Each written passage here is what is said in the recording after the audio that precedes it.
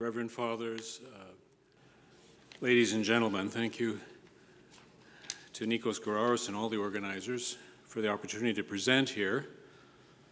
My presentation is called "The Human Beings as Icons of the Suffering Christ." Orthodox Christians worship a supremely humble God. In his incarnation, Christ emptied, or ekinosen, himself, assuming our suffering human nature apart from sin, and was obedient unto death on a cross, thereby illumining a path for union between Creator and creature created in his image. Whereas the divine kenosis was entirely voluntary, the human creature experiences an involuntary kenosis over one's lifetime. The cumulative suffering associated with every loss, injury, disability, and illness proclaims the orthodox admonition of the spiritual life to remember one's death. Following Christ's example, we can voluntarily embrace our kenotic journey as part of the life of repentance so that through humble self-emptying we can be filled with the divine presence, or we can turn away and resist the call to remember death that is inscribed within our suffering mortal condition. Cicely Saunders, founder of the modern hospice movement, defines suffering as total pain or distress experienced across the physical, psychological, social, and spiritual dimensions of the person. Her holistic understanding of the person who suffers is remarkably consistent with the Orthodox Church's traditional anthropology as stated by St. Irenaeus in the 2nd century, quote, "Now the soul and spirit are certainly a part of the man, but certainly not the man. For the perfect man consists in the commingling and the union of the soul receiving the Spirit of the Father and the admixture of that fleshly nature which was molded after the image of God," end quote. According to the physician and bioethicist Eric Cassell, suffering is experienced as a threat to the integrity of the person. Such threats are often experienced as the symptoms and debilitating effects of serious life-threatening illness, but could also come through altered relationships, including one's relationship with self, such as a crisis of identity. In a secular culture where suffering has no perceived value and the horizon for humanity is death as annihilation, the limits imposed by involuntary kenosis invite rebellion. The psalmist proclaims that we did not create ourselves, and yet this is the fundamental challenge facing Orthodox anthropology today. Never before have human beings had the capacity or capability to manipulate the fundamental nature of their own humanity. The transhumanist vision of self-deification through technology offers an escape from the constraints of mortality. Transgenderism, a subspecies of transhumanism, rejects the kenotic limitations of biological sex while failing to recognize the complementarity between human beings created as male and female. Claiming that gender is a social construct distinct from biological sex, the transgender movement proposes that human beings can choose their gender regardless of their assigned biological sex at birth. Such changes are not limited to identifying as the opposite of one's birth sex, a binary choice, but can embrace anything in between, the so-called non-binary. The ideology resists that first kenotic human experience imposed by the X or Y chromosome donated to the ovum by the paternal sperm at conception. The Cass Review, a recently published independent review of gender identity services in the United Kingdom, was commissioned to address the, quote, exponential, unquote, increase in distressed children and adolescents presenting to UK gender identity services for medical and surgical treatment of gender dysphoria. This phenomenon has not been limited to the UK, but has spread across Western Europe, Canada, Australia, and the United States. Gender incongruence has been defined as, quote, a marked and persistent incongruence between an individual's experienced gender and the assigned sex, unquote. For a diagnosis of gender dysphoria, gender incongruence must, quote, be associated with clinically significant distress or impairment of function. Younger children with gender incongruence may not experience dysphoria, but it commonly arises or increases as they enter puberty, end quote. A notable feature of the changing demographics of those being referred for gender identity services has been an extraordinarily rapid shift from the small numbers of prepubertal male children with gender incongruence to large numbers of female adolescents with gender dysphoria seeking medical transition to a transgender male identity. Significant medical and ethical concerns were identified in the Cass Review regarding current practice guidelines, which, with a few exceptions, advocate, quote, gender-affirming care, unquote. That is, extensive use of puberty blockers, masculinizing or feminizing hormone administration, and in some cases, irreversible surgical procedures to complete medical transitions to realign physical characteristics with the chosen trans identity.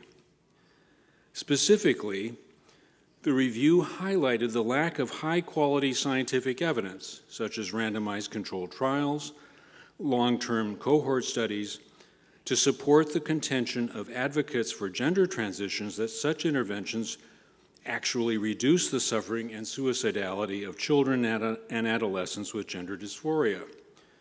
Without knowing the long-term effects of such treatment on physical health, cognitive development, psychosocial well-being, and fertility, true informed consent is not possible. Furthermore, the review highlighted the need for a holistic assessment to include the patient's psychosocial condition, since many of these same individuals also suffer from anxiety and depressive symptoms, as well as a high prevalence of autism spectrum disorder. Without standard holistic assessments to screen for other causes of their distress that might respond to safer evidence-based treatments such as psychiatric medications and psychotherapy, many young people are being shunted into a single pathway of care toward a transgender outcome. Sadly, from qualitative interviews, the Cass Review noted that at least some of the individuals seeking medical transition were only willing to trust other trans influencers they had encountered through social media. The possibility that social contagion, or so-called, quote, rapid onset gender dysphoria, unquote, spread by internet influencers may account for the dramatic change in the demographics of children and adolescents presenting to gender identity clinics has been noted amid considerable controversy. In support of the social contagion hypothesis, an epidemic of functional tic-like behaviors in girls has been linked to social media. Now I'm quoting, "Classic neurodevelopmental tics usually start in childhood, and if they last longer than a year, a child could be diagnosed with Tourette's syndrome.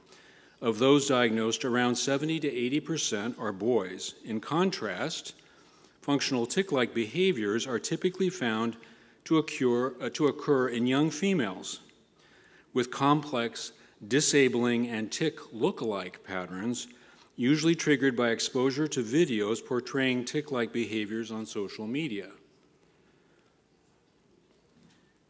Functional tic-like behaviors are associated with high levels of depression and anxiety," end quote.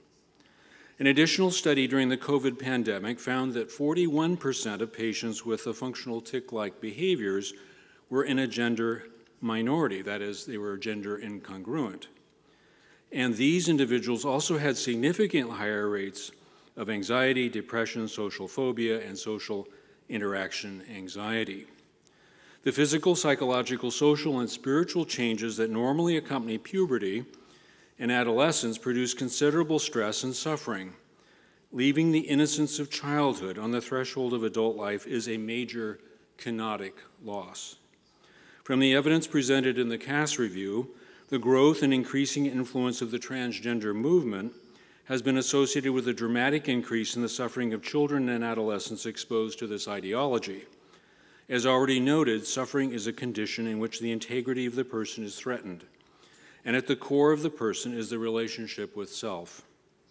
The popular assumption validated by influencers on social media, and sadly by many in the medical profession, that gender is a social construct which encourages experimentation with new gender-based identities, can only add another major stress to fragile adolescents already in search of self-knowledge. Adding puberty blockers, hormonal manipulation, and even surgical mutilation to this assault on the person can intensify pre-existing suffering rather than relieve it. The Cass Review did not find any evidence to support the claims by advocates of, quote, gender-affirming care, unquote, that suicidal risk in this population is reduced by these drastic interventions. Unfortunately, it appears that an uncontrolled medical experiment in support of an ideology, that is gender identity politics, is being conducted on the youth of many Western countries. For the Orthodox Church, it is critically important to acknowledge the very real suffering of those struggling with gender incongruence and gender dysphoria, while at the same time pointing a way forward that is truly healing and not destructive to the person created in the image and likeness of God. It may be helpful in this context to consider St. Maximus the Confessor's understanding of pathos as passibility. Pathos passibility is both the capacity to suffer and to be acted upon or subject to movement. In Ambiguum 7, he observes that, quote, if the divine is unmoved, since it fills all things and everything that was brought from non-being to being is moved, then nothing that moves is yet at rest. For movement driven by desire has not yet come to rest in that which is ultimately desirable, end quote. Distorted by sin, those natural drives that would nudge us toward union with the divine have become passions that distract and drive us away from God. Driven by the passions, we move away from the rest that only the impassible, immovable God can offer us. By assuming the divine prerogative, the transgender movement denies the canonic limits imposed by the creative act of God in human conception, only intensifying the suffering of human beings estranged from God. However, if we voluntarily embrace our kenosis, including that first embryologic loss of pluripotency, we can then begin to wait upon the only one who can deify us, drawing us toward ultimate rest in himself. In effect, transhumanism, and especially transgenderism, represent a re-emergent iconoclasm wherein the target for destruction is no longer images painted on wood or plaster, but the very image of Christ written in flesh and blood. Thank you.